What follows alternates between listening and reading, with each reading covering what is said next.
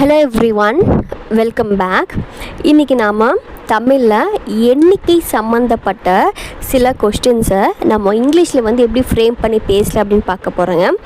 இப்போ எண்ணிக்கை சம்மந்தப்பட்ட கொஸ்டின்ஸ் அப்படின்னா, எக்ஸாம்பிளுக்கு நீங்கள் எத்தனை பேர் இருக்கீங்க, உங்களுக்கு எவ்வளோ வேணும் அப்படின்னு எல்லாம் நம்ம கேட்போம் இல்லைங்க.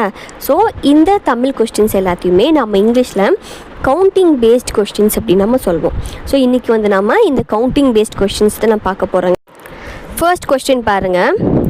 இந்த நிகழ்ச்சியில் எத்தனை ஆர்டிஸ்ட் பெர்ஃபார்ம் பண்ணுறாங்க, அதாவது இந்த ஷோவில் எத்தனை ஆர்டிஸ்ட் பெர்ஃபார்ம் பண்ணுறாங்க அப்படிங்கிற இந்த கொஸ்டினை நம்ம இங்கிலீஷில் ஹவு மெனி அப்படிங்கிறத வச்சு நம்ம கொஸ்டின் கேட்கலாங்க. அது எப்படி அப்படிங்கிறத பாருங்கள். How many artist R performing on the show, how many artist R performing on the show அப்படின்னு நம்ம கேட்கலாம்.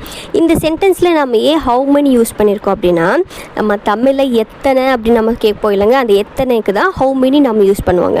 அண்ட் இந்த ஹவு மெனியே நமக்கு கவுண்டபிள் திங்ஸாகவும் இருக்கும், அன்கவுண்டபிள் திங்ஸாகவும் இருக்கும். கவுண்டபிள் அப்படிங்கிறது என்ன அப்படின்னா, இப்போ ஏதாவது ஒரு விஷயம் நம்மளால் கவுண்ட் பண்ண முடியுது. நான் எக்ஸாம்பிளுக்கு நம்ம எத்தனை புக்ஸ் அப்படின்னு நம்ம கேட்போம் இல்லைங்க, அதை நம்ம எப்படி கேட்கலாம், ஹவு மெனி புக்ஸ் அப்படின்னு கேட்கலாம். அதே மாதிரி அன்கவுண்டபிள் அப்படிங்கிறது என்ன அப்படின்னா, நம்மளால் கவுண்ட் பண்ண முடியாதது.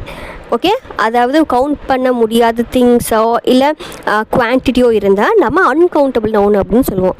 எக்ஸாம்பிளுக்கு எத்தனை தண்ணீர், அதாவது ஹவு மச் வாட்டர். ஸோ இதை நம்ம தண்ணியை கவுண்ட் பண்ண முடியுமா, முடியாது தானேங்க. ஸோ அதனால் நம்ம இந்த ஹவு மெனியவே நம்ம ரெண்டாக யூஸ் பண்ணுவோம். ஸோ இந்த சென்டென்ஸில் எத்தனை பேர் அப்படின்னு நம்மளால் கவுண்ட் பண்ண முடியும்.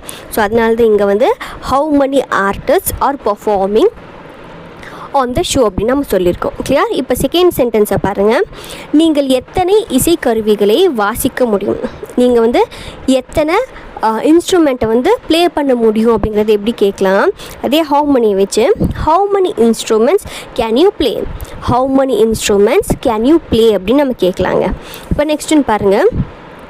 உங்களிடம் எத்தனை டிக்கெட்கள் உள்ளன, உங்ககிட்ட எத்தனை டிக்கெட்ஸ் இருக்குது அப்படிங்கிறத எப்படி கேட்கலாம். How many tickets to you have, how many tickets to you have அப்படின்னு கேட்கலாங்க. இப்போ நெக்ஸ்ட்டுன்னு பாருங்கள். என்னிடம் ஒரு செல்ல நாய் மற்றும் ஒரு செல்ல பூனை உள்ளது. என்கிட்ட ஒரு செல்ல டாகும் அதே மாதிரி ஒரு செல்ல கேட்டும் இருக்குது அப்படிங்கிறத நம்ம எப்படி இங்கிலீஷில் சொல்லலாம். I have one pet dog and one pet cat, I have one pet dog and one pet cat அப்படின்னு நம்ம சொல்லலாங்க. நெக்ஸ்ட்டுன்னு பாருங்கள். உங்களிடம் செல்ல பிராணிகள் உள்ளனவா, உங்ககிட்ட ஏதாச்சும் பெட் அனிமல்ஸ் இருக்கா அப்படிங்கிறது எப்படி கேட்கலாம்.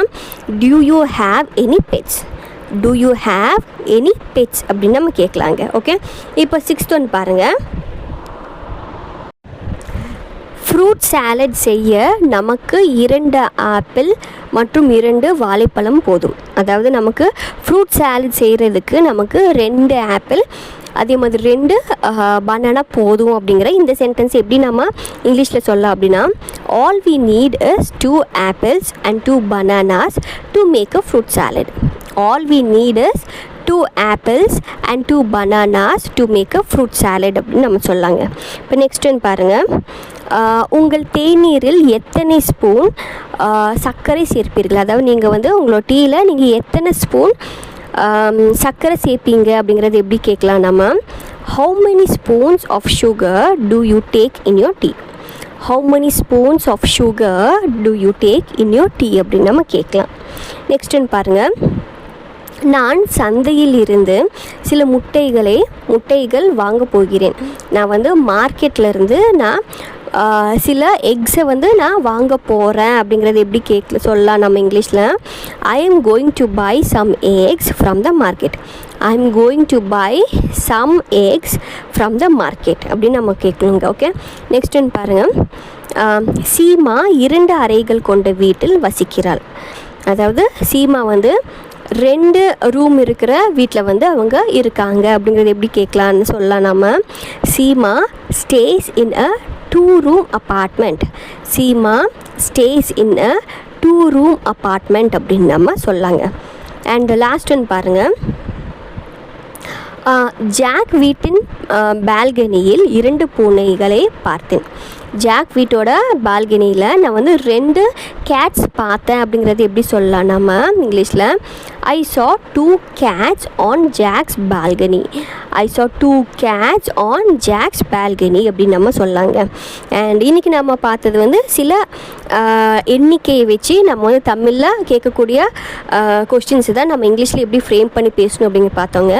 இதே மாதிரி நெக்ஸ்ட் வீடியோவில் பார்க்கலாம். Until then, thank you. Happy learning.